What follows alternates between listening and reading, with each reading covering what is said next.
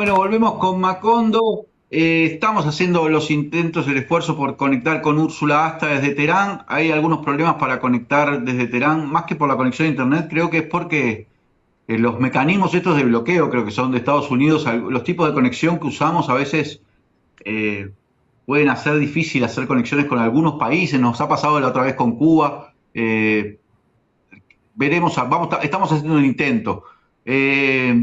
Úrsula está en Irán porque hace 6 días ya, hoy de hecho, se enterraba finalmente, se terminaban las exequias de Ali Khamenei, que fue asesinado, recuerden, el 28 de febrero, cuando comenzó la guerra, junto con su nieta, junto con parte de su familia, y 4 meses después, el gobierno de Irán organizó la despedida popular, millones de personas, en una recorrida que ha incluido 2 países, porque también ha pasado por Irak, donde millones de personas acompañaron al Ayatollah Khamenei, sobre todo en las zonas chiitas, que fue por donde llevaron el féretro, y ahora lo estaban, creo que ahora ya su disposición final en Mashhad, en la zona noreste del país donde él nació. Bueno, en el medio de esta situación, de esta despedida popular al Ayatollah, despedida popular, popular, millones de personas, estamos hablando así durante 6 días, eh, Estados Unidos e Israel han atacado a Irán, han reiniciado la guerra hace 48 horas, como estaba comentando Ina. De hecho, están atacando en el sur de Irán e Irán está respondiendo. Ha atacado más de 81 objetivo militar y, de los Estados Unidos, bases militares, pero el presidente de Estados Unidos, Donald Trump, ya ha dicho que los iraníes los ha insultado como pueblo y ha dicho, bueno, los voy a destruir, voy a hacer su planteo habitual, que es voy a hacerlos desaparecer, los voy a golpear, todo por el problema, en teoría, del control del estrecho de Hormuz. Un escenario, una guerra que se instala como algo difícil de terminar ni por el acuerdo ni en tiempo breve.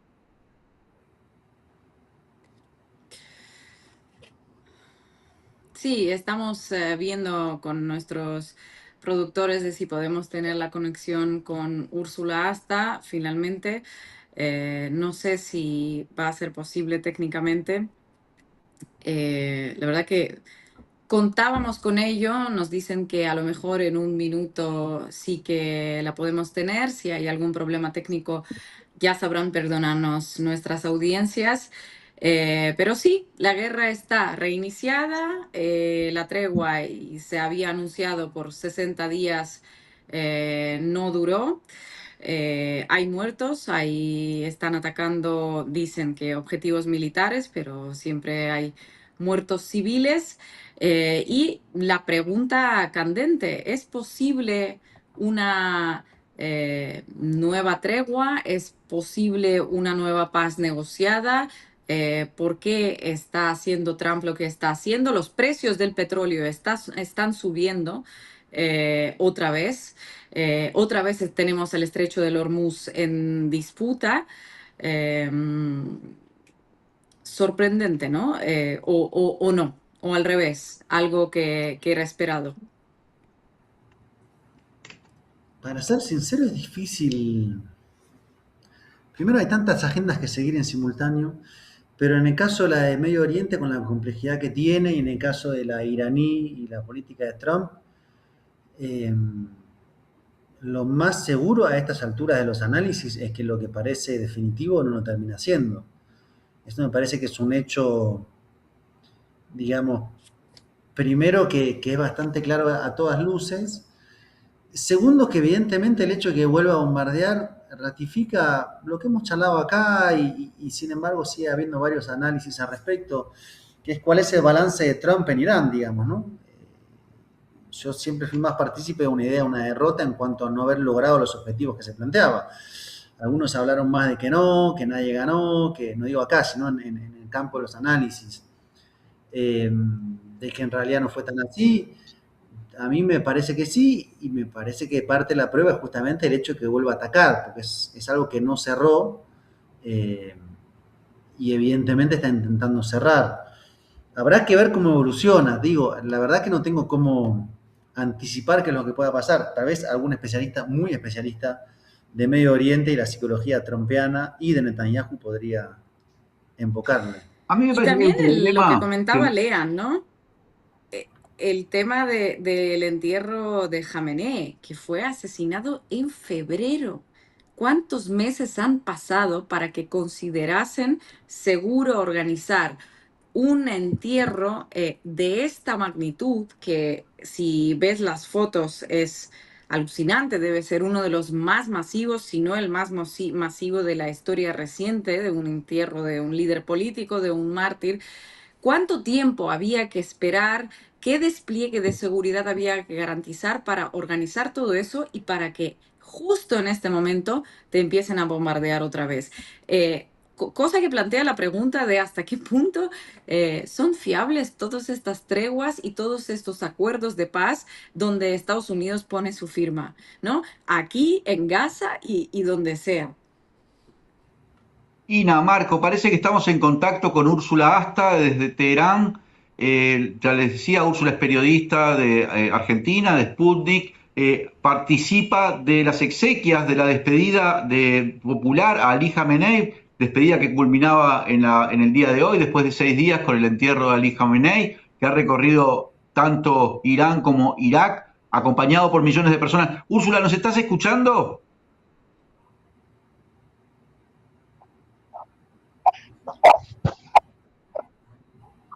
Bueno, muchísimas gracias por esta invitación. En relación a cómo observo la situación en estos días con el reinicio de la guerra y cómo está Irán, estamos en la tercera noche corriendo aquí después de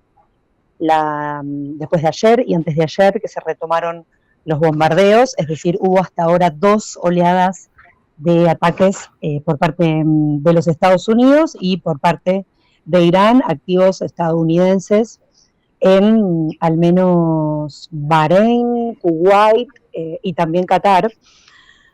Eh, lo cierto es que en estos días no solo fueron atacadas zonas del sur de Irán, es decir, cerca de la zona del estrecho de Hormuz, incluida una zona donde hay una central nuclear cerca, sino también en algún lugar del norte de Irán donde funciona la línea de ferrocarriles. Al parecer, y dado también las últimas declaraciones de Donald Trump, que planteó que, por un lado, que dio por terminado el memorándum de entendimiento, por otro lado, que planteó el martes que revocaba a Estados Unidos las exenciones a la venta de petróleo iraní, que era algo que estaba involucrado justamente a partir del memorando. Las hostilidades están en una escalada. El sistema de defensa iraní está activado. Aquí, en otras ciudades, la vida parece normal, pero sí con atención sobre lo que sucede a eso. En mi caso, después de participar en los funerales en Teherán, estaba dirigiéndome hacia el sur para ir justamente al estrecho de Hormuz, poder acercarme, cuando estaba en una ciudad más o menos cercana, que esa noche, la primera, escuchamos incluso el paso de los drones, y bueno, naturalmente esa zona se cerró para poder pasar hacia allá, así que ya retirándome de esa zona, pero bueno, está un poco así la situación, sí en algunos lugares, sí con atención, pero en los demás lugares la vida permanece normal. Y otro elemento importante es que además el día de hoy es un día muy relevante aquí porque es el último día del funeral de Ali Khamenei. Úrsula ha sido testigo de estos funerales del Ayatolá Ali Khamenei, que ha sido acompañado por millones de personas. Nos gustaría que nos contara lo que ha visto, cómo percibió la sociedad iraní después de estos 4 meses desde el asesinato de Khamenei y de guerra con los Estados Unidos y con Israel. Bueno, el funeral del Ayatolá Ali Khamenei realmente fue algo impactante. Tuve la posibilidad de estar en Teherán. Tanto el día viernes de la semana pasada, que inició la jornada con el funeral con las delegaciones internacionales y después ya el sábado, el domingo y el lunes, que fue una impactante movilización popular, realmente de millones de personas. Es algo que impacta mucho, que realmente es una experiencia sin igual en el sentido de, a ver, algunas cosas en la calle que me parece que son importantes para destacar. Por un lado, un profundo sentir de toda esa gente que estaba allí presente. Cuando digo profundo sentir, bueno, realmente entender que para ellos, para quienes profesan el Islam chiita, el martirio es de una enorme importancia política, religiosa, porque un mártir es quien muere defendiendo la fe o una causa justa, y eso coloca a Jamenei en una tradición simbólica de profunda espiritualidad para su pueblo. Eso es muy evidente y representa esto la máxima demostración de compromiso. De hecho, aquí a las familias que tienen a una persona que es considerada martirizada, no solo se les da el pésame, sino que se las felicita. Quizás eso por lo menos nos permite acercarnos para entender lo que significa este sentir. Y por otro lado, porque el funeral, además de eso, contenía una dimensión que uno se imagina, bueno, 15 millones de personas, 20 millones de personas, ¿cómo se despliega eso en la calle? Y en los días previos que pude estar, tanto distintas áreas del Estado como personas que pueden o que quieren, incluso áreas privadas, elaboran alimentos, elaboran viandas que se entregan de manera libre en una suerte de puestos que se ponen en el día anterior, agua constantemente, hace muchísimo calor y entonces te dan agua todo el tiempo, te ofrece agua, la gente que se pone con un balde con hielo, te ofrece agua todo el tiempo, muchísimas veces, no una o dos veces. Lugares para descansar, es como si cada individualidad hiciera un todo, que en esa cantidad de gentes hay una cierta organización que permite que se desarrolle de esa manera. Y por otro lado, un fuerte contenido político, porque además de la vestimenta de negro, de lujo, llevan banderas rojas, o por lo menos era lo que más predominaba, además de algunas otras, por supuesto, además de las iraníes y otras. Y el rojo, cuando pregunté y después lo pude charlar con varias personas, me decían, el rojo significa queremos venganza. Y así como eso, también mensajes hacia los dos países agresores. Entonces, eso convive, ese mensaje muy fuerte, ese mensaje muy político, convive con, por otro lado, esta cuestión muy, a ver, ¿cómo decirlo?, de amorosidad del permanecer en la calle y darle una mano al otro. Creo que eso por lo menos es lo que a mí me pasó, de lo que me impactó, de lo que vivencié, que es realmente un hecho histórico, sin igual, bueno, además el funeral más grande de su historia, y eso no solo fue en Teherán, sino que si eso lo multiplicamos, porque después se hizo en Qom, una ciudad religiosa muy importante aquí, después en otras 2 ciudades de Irak, y hoy en Mashhad, donde va a ser enterrado, bueno, es realmente de un impacto y de un mensaje también político frente a la agresión externa que en algún momento evidentemente calculó que descabezar a la cúpula del liderazgo religioso y político de Irán iba a terminar con este proceso político.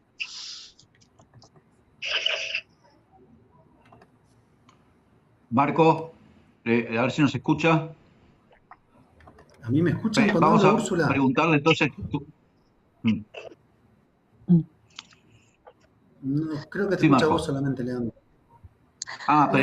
Sobre el Úrsula, resultado de ¿cómo la se guerra en Irán percibe? entre la población, hay, por un lado, no sé si, creo que es difícil hablar de un resultado. Sí, hasta ahora, por lo menos en el curso de los hechos que se va dando hasta ahora, sí, como una firmeza en la resistencia. Y eso realmente me pasó con cada persona con la que hablé, en este mensaje incluso, ¿no?, retomando esto de queremos venganza. a ver, algunos sectores, diría, con incluso un cuestionamiento sobre el memorando de entendimiento. ¿Por qué? O por dónde va esa mirada de las personas que me plantearon eso. Ese cuestionamiento sobre el memorando de entendimiento tiene que ver con plantear Estados Unidos no es confiable. Ya intentamos negociar algunas veces con Estados Unidos y es imposible negociar con ellos. Bueno, de hecho, cuando fueron los ataques del 28 de febrero, había una negociación sobre el programa nuclear en curso, y en la guerra de los 12 días del año pasado también. Entonces, esa mirada apunta a la idea de que no es posible confiar en Estados Unidos, que no hay memorando, no hay acuerdo posible, porque en cualquier momento lo pueden romper, y además hay un enojo muy profundo porque asesinaron a quien es considerado como su padre, ¿no? Como el líder supremo, el máximo líder político y religioso. Entonces, por un lado eso, por otro lado firmeza, en este sentido de otro elemento que me parece muy importante para tener en cuenta, es que hoy es el día 133 que realizan porciones de la sociedad iraní en distintas plazas públicas en distintas ciudades. Desde el 29 de febrero, después del día siguiente a los ataques, empezaron a haber movilizaciones en apoyo a Irán, y esas movilizaciones permanecen hasta hoy. Estuve hasta ahora en 3 ciudades, y en 3 ciudades las vi. Van con banderas iraníes, van con la cara del Ayatollah Ali Khamenei, realizan cánticos, permanecen entre las 9 y 10 de la noche hasta la 1 de la mañana. Y en un momento, cuando pregunté, bueno, ¿esto es para que haya paz? No, me decían, no es para que haya paz, sino para vencer, no necesariamente, sino lo que queremos es ganar, y estamos seguros que vamos a ganar. Entonces, así es como, al menos en lo que me pude aproximar, se vive, por lo menos en una gran parte, seguramente, quizás no en toda, pero evidentemente en una gran parte, la situación de la guerra. Y de nuevo, creo que esta movilización muestra una suerte de cohesión interna ante la presión externa. Incluso sectores que me hablaron de las movilizaciones que hubo en enero, que comenzaron con una discusión sobre el aumento de los precios, después Irán dijo que hubo, que en realidad también participaban las Mossad. Bueno, esa discusión interna incluso nos decían, bueno, hay diferencias, pero lo que pasó el 28 de febrero generó un rechazo al injerencismo, o sea, generó el efecto contrario al que pretendieron los agresores.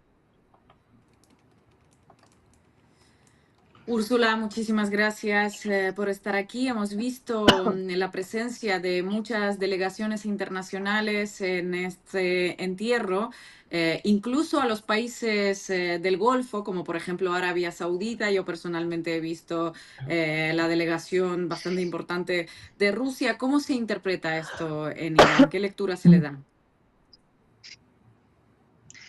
Bueno, en relación a las delegaciones internacionales, que quizás tuvieron un escenario muy fuerte sobre el viernes de la semana pasada, cuando comenzó el funeral de Ali Khamenei. Por un lado, el día anterior, desde la misma Cancillería iraní, habían confirmado que no estaba invitado al funeral ningún país que hubiera participado en la agresión. Entonces, allí, sin duda alguna, están las delegaciones europeas. Esa ausencia, que es una decisión explícita de la Cancillería iraní, también puede ser una lectura de la aplicación directa de esta doctrina de mirada estratégica que busca mirar hacia el este, o incluso antihegemónica, que planteaba Khamenei, ¿no? Me refiero con esto a un robustecimiento, por un lado, de delegaciones asiáticas, obviamente de los países de la región también, de delegaciones, es decir, y en ese caso, en el último caso, quizás no representaciones directamente de los gobiernos por la situación y los vínculos en este momento, pero sí delegaciones de algunos grupos de esos países de la región, e incluso si había alguna delegación oficial, representación, en esos casos, en los países del Golfo, de parlamentos. Después, sí, como decía, de países asiáticos. Entonces, por un lado, una ausencia europea y un robustecimiento de las delegaciones asiáticas, que repongo esto de la mirada estratégica hacia el este, en el sentido de dónde se ha parado Irán ante las sanciones y los bloqueos que ha tenido desde el 79 para acá, lo cual obligó a generar, por ejemplo, una sustitución de importaciones forzosa por esas sanciones. Y eso implica en Irán el desarrollo tecnológico propio, la expansión de la industria nacional. Aquí los autos hay de otros lugares, pero la gente anda en autos iraníes, las heladeras son iraníes, la producción farmacéutica, y además de eso, en esos socios comerciales, y vuelvo al tema de las delegaciones y los países, también en una profundización de los vínculos con Asia y también con otros factores del sur global. Y me parece que lo que se expresó en esas delegaciones internacionales es un poco eso, esa construcción, incluso con la presencia del secretario general de la Organización de Cooperación de Shanghái, lo cual, bueno, muestra al menos las alianzas estratégicas o las alianzas de cooperación que ha construido Irán y que le permitió, justamente porque tenía además directamente sanciones o falta de acceso al sistema financiero global o restricciones comerciales, le permitió reducir su dependencia económica y diplomática respecto de Occidente.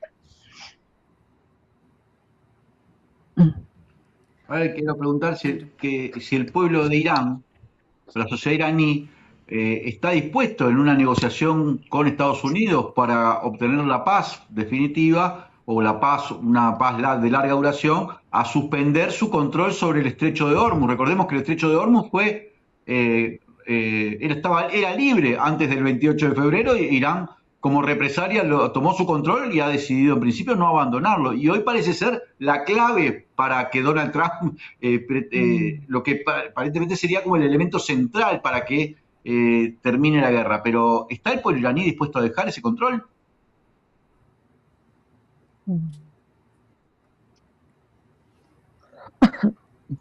Bueno, creo que, o por lo menos me atrevo a decir que negociar para Irán o para gran parte de quienes integran todo esto que les mencionaba con estas consignas, con estos carteles, con esta forma de atravesar sus ideas religiosas y también políticas, es que negociar para ellos no significa renunciar a ningún principio nacional, sino defender intereses propios, por lo cual creo que cualquier sumisión o cualquier entrega, como sería el control del estrecho de Hormuz, no sería aceptable en términos de que aquí hay una férrea defensa sobre la autonomía en torno, por ejemplo, al estrecho de Hormuz, entre otros elementos que podríamos involucrar allí el tema del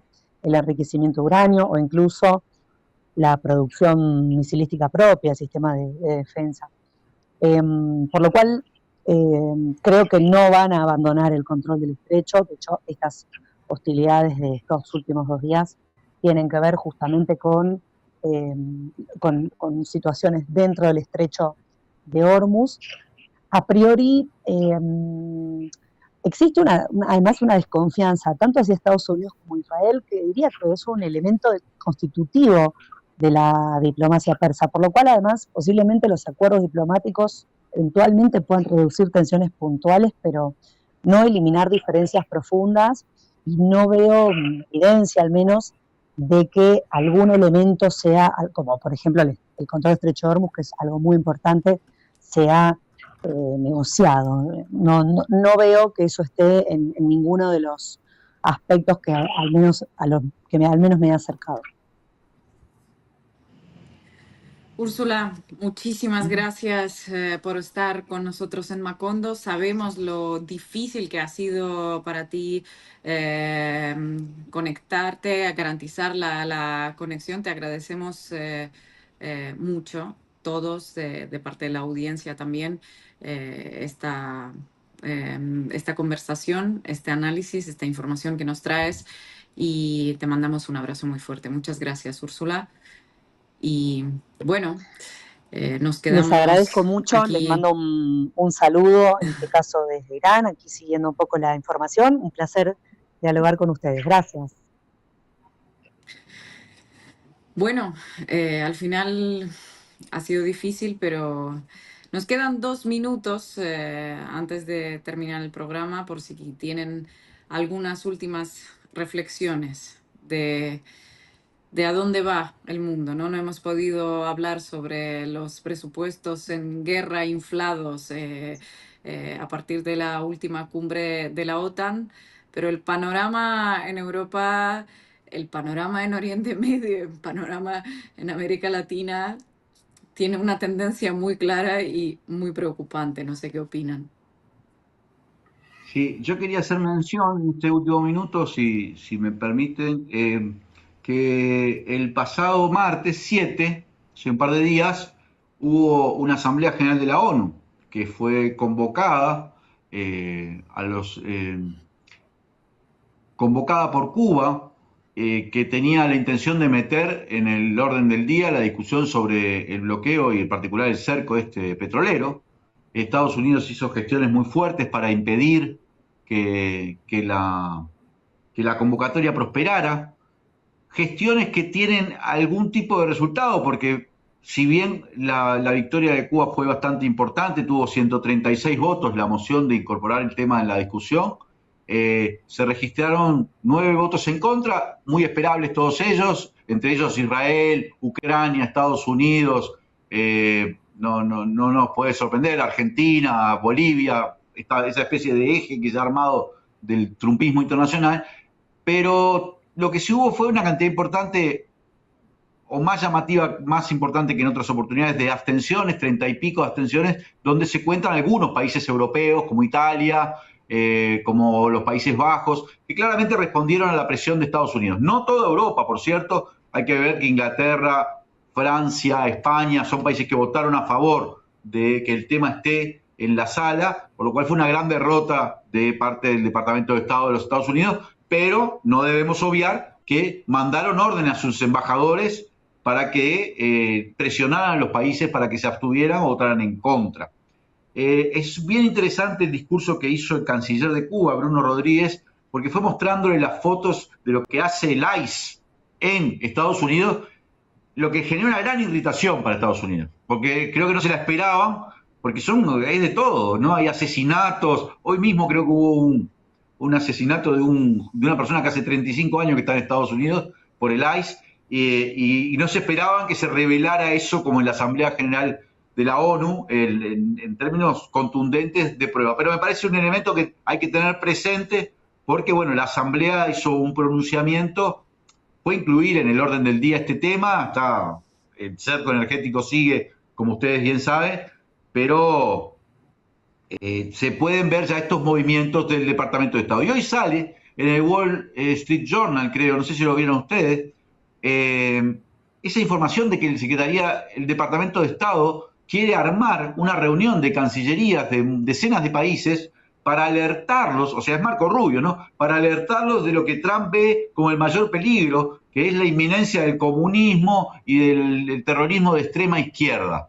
Parece raro la convocatoria para 60 países, no parece ser ese el poder de convocatoria de Estados Unidos por este tema planteado así, pero no podemos olvidar tampoco que el pasado 4 de julio, actos del 250 aniversario de Estados Unidos, Trump insistió en que el comunismo es como un discurso de hace 40 años. Y no sé si es un discurso hacia afuera o hacia adentro. No sé si no es básicamente por Zoran Mandani, por la gente de DS que está ganando, le está ganando a los varones del Partido Demócrata. Pero bueno, entran esos discursos y ya sabemos que después habilitan tipo de cosas. Por eso me parece que hay que tenerlo como presente siempre que aparecen, por más extemporáneo que parezca. Gracias, Lean. Nos estamos quedando sin tiempo y creo que has planteado una serie de temas que van a salir, si no el siguiente jueves, dentro de 2. Nos vamos a quedar con esto y nos vemos el jueves que viene. luego.